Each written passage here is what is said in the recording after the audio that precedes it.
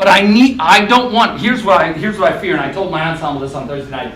Andy's going to be there on Monday night for dress rehearsal. He's going to stand on that podium and he's going to give a downbeat. What do I want him to hear? You think I'm not a little nervous having him stand on my podium with my ensemble? It's like, oh God, Andy, please. And I told the kids, I'm begging you to make sure that first note is right. Have a train wreck in the middle of it to make sure the first note is just bang. Okay? What do I want them to feel? The power of that music. It's not about whether you miss E flat occasionally. We all do. But at this level, at the level that you guys are at, it's about that experience. Why do we teach music? Not so they get the right and wrong notes, but it's all about aesthetics. We understand that. It's this, the aha moment that you get. Well, at our level, you can't get the aha moment if you've got your stand partner that misses F sharp 5 out of 10 times. Then you cringe instead of go, okay? So there's this value in it. Okay? Other things, and I know that do you have a time? What? Oh, okay. Other things, because I definitely want to be able to show you, okay? In the ensemble literature, okay? Select your ensemble, select your level. So, who are my band people that want to go get band jobs? Okay, so anyone want to go teach middle school band? Bless your hearts, way to go. Oh man, good for you. They cry 1 minute, they laugh the other, and then they swear at you, and then their best friend isn't their best friend anymore, and that's in the first 5 minutes of band. Trust me, it's marvelous. Concert band, let's go medium easy. Let's search. They'll all come up. There are about 800 in that category. They're alphabetized. If you don't want it alphabetized by title, click on composer or arranger, and it'll alphabetize them by that. If you don't like it that way and you know who published it, but you have no idea who the composer of the piece is, alphabetize it by publisher. Doing it by level won't change anything on this point because they're all medium easy. So let's just choose one. Okay, I love Leroy Anderson. When we open it, what happens?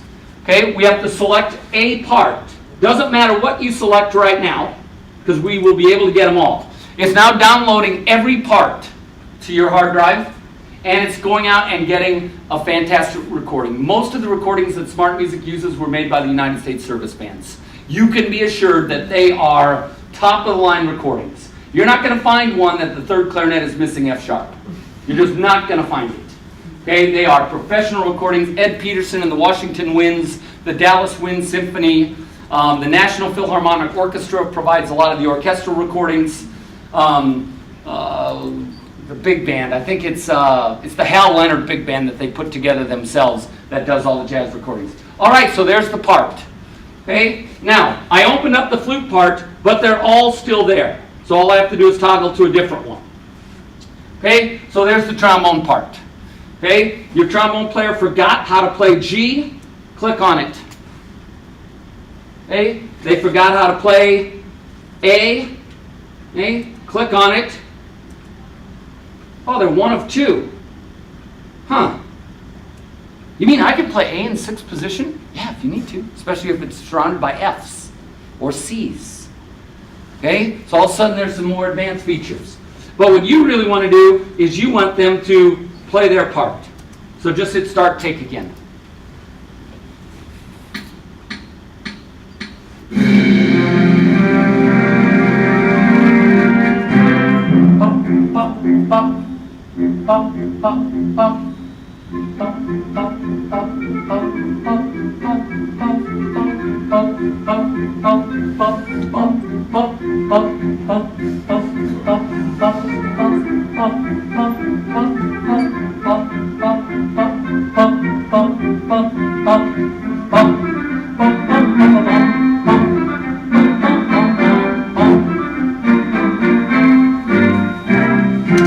Now I'm interested in practicing.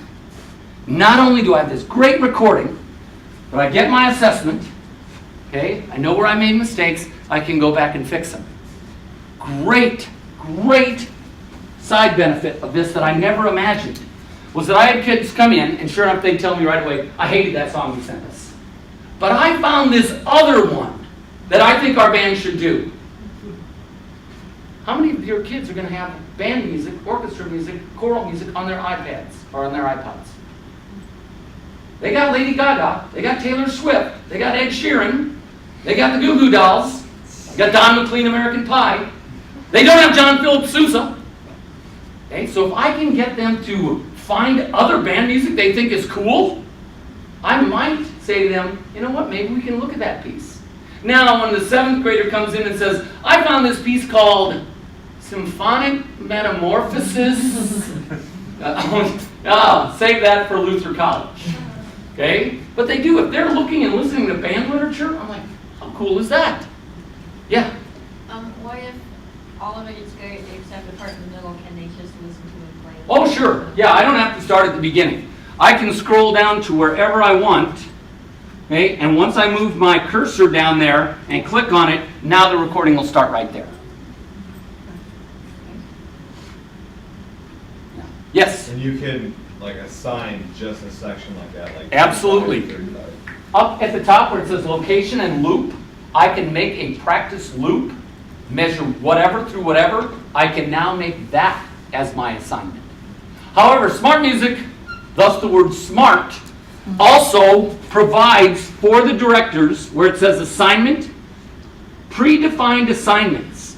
So I can go look at assignment 1, and now here, and what I just found out this year, talk about the learning curve, right?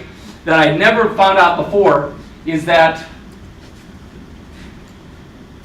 well, all these part details are going to show up here in a minute. And it'll tell you exactly what the assignment is for each part.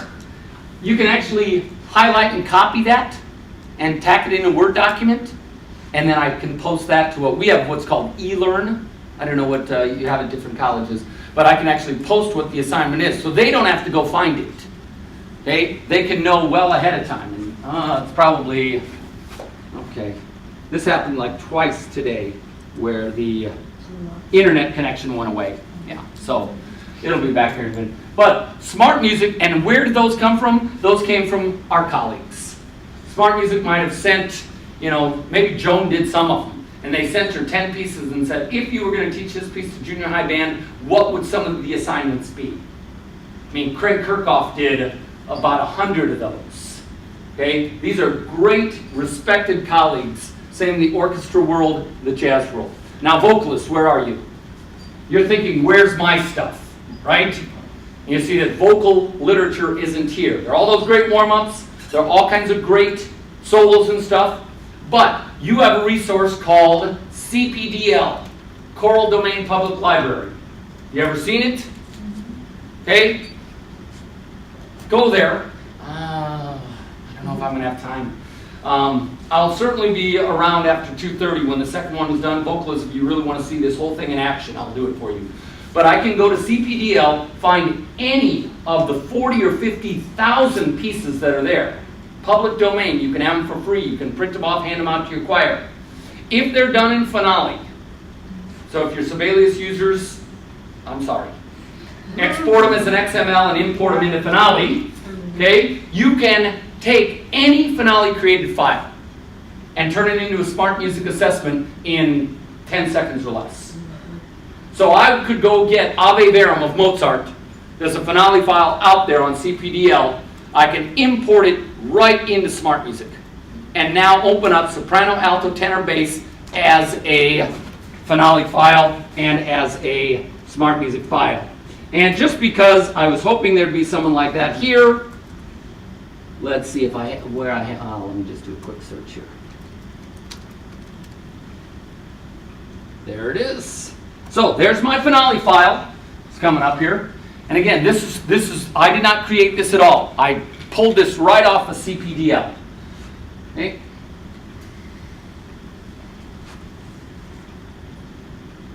The first thing I did whenever I take any file from anywhere, though, is I'm going to go through and I'm just going to hit play and listen to it and see if that's really the version I want. Again, now I'm not locked behind the piano. I'm out with my choir. Go ahead and sing in 4-part. Beautiful.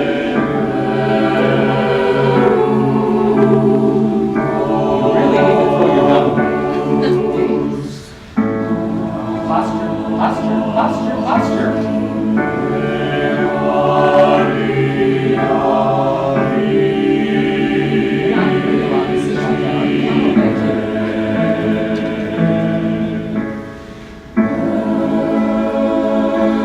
I knew you would sing it beautifully. Thank you.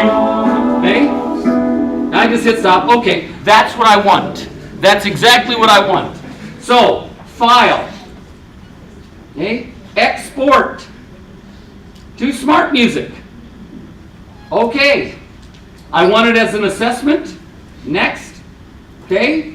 I want to make sure that my parts line up with the Smart Music instrument. Next. Okay, what do I want is the accompaniment. I don't want your part in as the accompaniment, so I think I'll leave it just with the strings. Okay? Next. Save it. Okay, it even pulled in the title for me. And finish. Where do I want it? I want it on my desktop. And I don't know what that took me. Less than 10 seconds. And now, on my desktop is a different looking icon than what I had before. Okay, looks like that one right there. Now when I open that, it'll automatically launch Smart Music. If I don't have Smart Music launched, there's the soprano part, all ready to go. They can sing along with that, red and green notes. Yes? What if so you can't like take a piece of music that you have and scan it in? You can scan it. Finale and scanning, I will let you know that I am not an expert. I'm to about 85% accurate. I find it easier if I want to scan in a whole part, that I'll sit down at my MIDI keyboard and play in the parts and then use the score merger. Okay? If you're finale gurus, that'll take you very little time. Scanning, it's I wish I could tell you it was 100%. But if there's a stray pencil mark on your piece of music, it'll pick that up as a note sometimes, or worse yet, a new key signature or a time signature. So there's always editing to do, but yes, scanning is a wonderful feature. Okay? And then of course, instead of just soprano, I also have all my other parts there too, including the accompaniment parts. If I have my string quartet that's playing with the choir at the concert, I bring up the violin part, and now my violinists have to play what they're going to play at the concert. And all of that I did. Really, that is a live file from CPDL. It's a 1999 finale file. There are thousands of finale files at CPDL.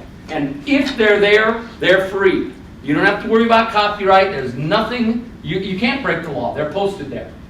Okay? And that's where vocalists, you have the leg up on all the rest of us in the instrumental field, because you have 50,000 and hundreds of years. The band world goes back to 1912 with Holst's first suite in E flat. 1904, sorry. Okay? Vocalists, you go back forever.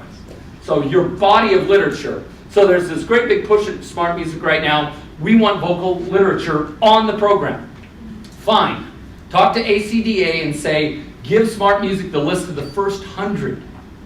And guess what? Choir teachers don't even agree on the top 100. The band world kind of agrees the whole suites have to be there. We just don't have this huge market of literature that you do have. Same thing with the orchestral world, although I think it's about 700 pieces of orchestral music on there now. Okay?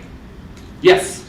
When you do online assessments, do you ever foresee a problem whereas, you encourage like a student recording until they get it right, well then they send you that recording and they got it right like one time. Do you foresee a problem like trying to build consistency? Absolutely, absolutely. What I didn't show you when I brought up that grade report out of the grade book is it also tells you how much time they spent on that assignment, which is very cool. Because if they're sending you 62% and you see that it only took them 1 minute and 30 seconds, you could just reassign it and say, how about 10 minutes? Okay? If they send you that same 72% and they've got 20 minutes up there, maybe that is as high as they could get. And yeah, that is an issue to work on that. But then you as a teacher know. Now you've got hard evidence that, I just need to work with this kid a little harder. They missed A flat every time. Okay? But they are only sending you one recording, and hopefully the best one. But absolutely, consistency is what we're all after. Other questions? I know we have very little time. Other tabs that you might want to see. Yeah? Do you use